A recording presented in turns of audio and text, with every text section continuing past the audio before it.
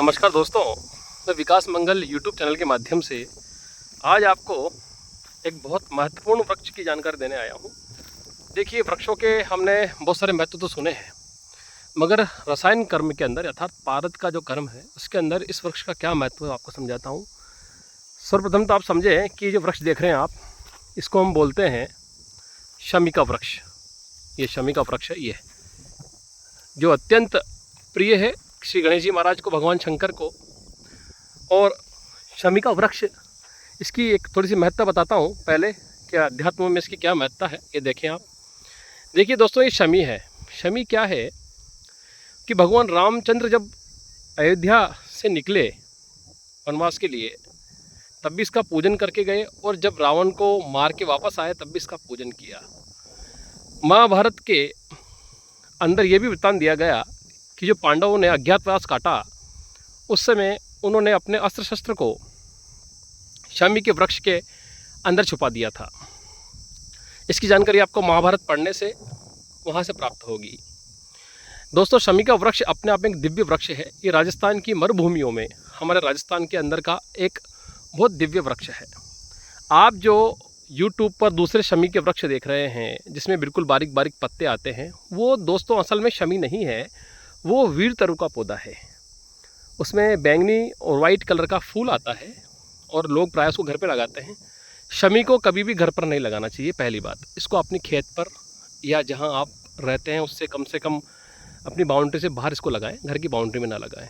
ऐसा हमारे राजस्थान में कहा जाता है कि सखेजड़ी इसका एक नाम है। सखेजड़ी, शमी सखेजड़ी। ऐसा कहते हैं कि शमी के ऊपर लौकिक भाषा में बोला जाता है कि इसके ऊपर जिंद का निवास माना जाता है। ये किसी भी देवता का निवास माने, क्योंकि इसको रिद्धि सिद्धि देने वाला वृक्ष कहा गया है। हम जो सिद्धेश्वरी गुटिका बनाता है, और मैं भी बना रहा हूँ, काम चालू है सिद्धेश्वरी गुटिकाओं का, क्योंकि दोस्तों व्यस्तता बहुत रहती है और औषधियाँ लाना आसान काम नहीं है। जगह जगह ढूंढना, जगह जगह जाकर ढूंढ करके औषधियाँ ला करके उनका रस निकालना। अभी आप देख रहे हैं इसमें ताज़ा ताज़ा पत्तियाँ फूट रही है। ये देखें आप, बिल्कुल कोमल कोमल।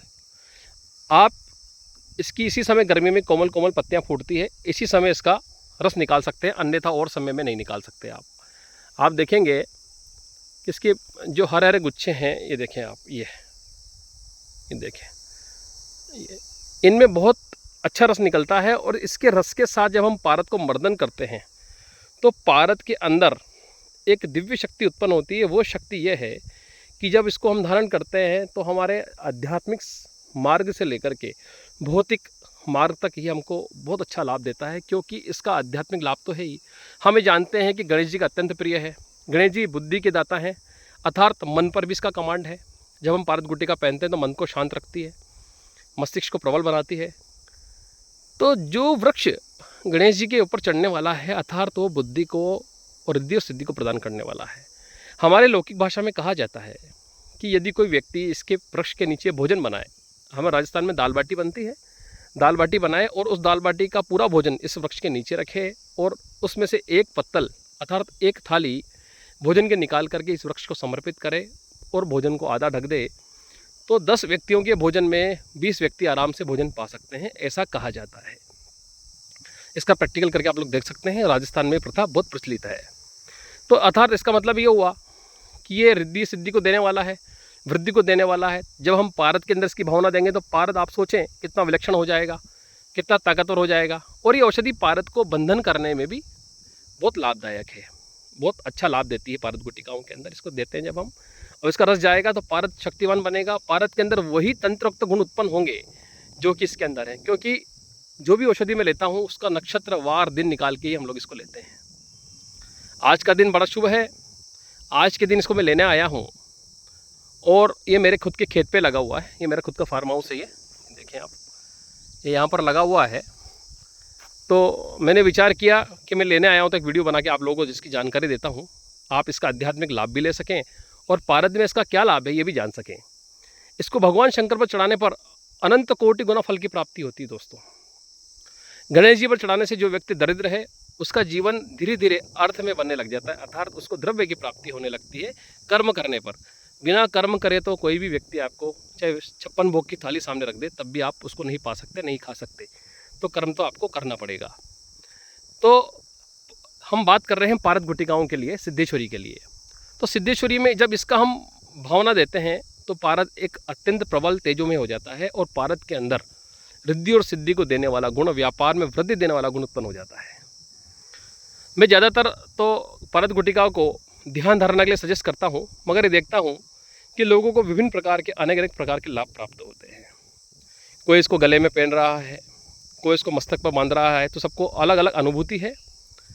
और दोस्तों, पारद गुटिका मैं सिर्फ अध्यात्म मार्ग के लिए बनाता हूँ, विभिन्न प्रकार के प्रैक्टिकल्स के लिए नहीं। आप इसको पहने धारण करें तो ये मन को शांति प्रदान करता है। शमी का वृक्ष है, इसके अंदर कितनी छाँव है आप देखेंगे। इसके भरी गर्मी में आप इसके नीचे बैठ जाइए तो आपको गर्मी का एहसास नहीं होगा। तो जो पारद गुटिका में हम इसका रस डालते हैं तो शीतलता प्रदान करती है, मन को शांति प्रदान करती है। इसको धारण करने से धन धान्य में वृद्धि होती है। इसका रस हम जब डाल के पारद में घोड़ते हैं तो पारद अत्यंत बलवान हो जाता है। मुझे कुछ कारणों से औषधियाँ बताना पड़ती हैं, अन्यथा ऐसा कहा है, शिरोदेयम न देयम पारद विद्याम, अर्थात सिर देना पड़ जाए मगर पारद की विद्या नहीं दी जाए। पात्र को अपने आप ये विद्या प्राप्त हो जाती है। मेरे पास कई प्रकार के लोग आते हैं, हर प्रकार के जतन करके इस विद्या को पाने की कोशिश करते हैं, मगर अगर आप में पात्रता है, आप पात्र हैं, तो स्वयं आपके पास ये विद्या चल कर आ जाएगी। दोस्तों, हम निर्माण कर रहे हैं सिद्धेश्वरी गुटिकाओं का। पहले जो गुटिका मैंने बनाई थी वो मेरे पास पूरी समाप्त हो चुकी हैं, इसलिए मैं उनका वीडियो नहीं डाल पाया। अब नया लोट में बना रहा हूँ और ये सब प्रकार की औषधियाँ जो मिलती जाती हैं मुझे दिव्य, इनकी मैं भावना देता जाता हूँ पारद में, ताकि पारद शुद्ध रहे, विशुद्ध रहे। मेरे द्वारा बनी हुई सिद्धेश्वरी गुटिकाएँ आप जब धारण करते हैं तो हृदय में एक आनंद की प्राप्ति होती है, मन को शांति प्राप्त होती है। उनको आप पहने। इसी शमी की एक खास बात है कि शमी का जो दंड बनता है इसको बोलते हैं वज्रदंड। देखिए, वज्रदंड 3-4 प्रकार का है। वट के वृक्ष का है, पीपल के डंडे का है, और जो थुअर आती है उसका है, और एक शमी के वृक्ष का भी वज्रदंड बनता है। हम इसके सोटे के साथ जब पारद को घोटते हैं तो पारद के अंदर का सारा विष समाप्त हो जाता है। दोस्तों, पारद की सारी गर्मी खींच लेता है ये वृक्ष। इसका बड़ा महत्व है। मैं तो इतना ही कहना चाहता हूँ कि अगर आप कभी भी इसका सेवन भी करें, चटनी बना करके खाएं, हम खाते हैं इसकी, तो बड़ी अच्छी फ़ायदा करती है बॉडी के अंदर, शीतलता प्रदान करती है और आपके ब्लड को साफ़ करती है। जब आप पारद गुटिकाओं का सेवन करते हैं, सेवन अर्थात उसको धारण करते हैं या गर्म दूध में 10-15 मिनट रख के छोड़ के निकाल के उस दूध को छान के पीते हैं तो बड़ा लाभ होता है। मेरे द्वारा दी हुई गुटिकाओं से ऐसे व्यक्ति मौजूद है जिनको शायद संतान नहीं थी, तो उस दूध को नियम पूर्वक श्रद्धा के साथ धारण करने पर, पीने पर उनको लाभ हुआ। आज भगवान की दया से उनको संतति है। मैं ये तो नहीं कहता कि पारद गुटिका संतति देती है, मगर हाँ, इसके अनेकों लाभ व्यक्तियों के जीवन में होते हैं। मन का कंसंट्रेशन बढ़ाना, ध्यान धारणा इत्यादि में इसका बड़ा लाभ है। तो मैंने आपको इस शमी वृक्ष की जो थोड़ी बहुत महत्ता मैं जानता हूँ, जितना मुझ मूड को ज्ञान है, जितना आप लोगों को मैंने बताया है। तो आप इसका भगवान शंकर पर पूजन करें, गणेश जी पर पूजन करें, और जो सिद्धेश्वरी हम बनाते हैं पारद बंधन में, इसका मैं उपयोग करता हूँ ताकि पारद के अंदर दिव्य गुण उत्पन्न हो और सब लोग अपने जीवन को आनंदित और आनंदमय कर सकें। इसी के साथ मैं विकास मंगल आप सबको प्रेम भरा नमस्कार करता हूँ।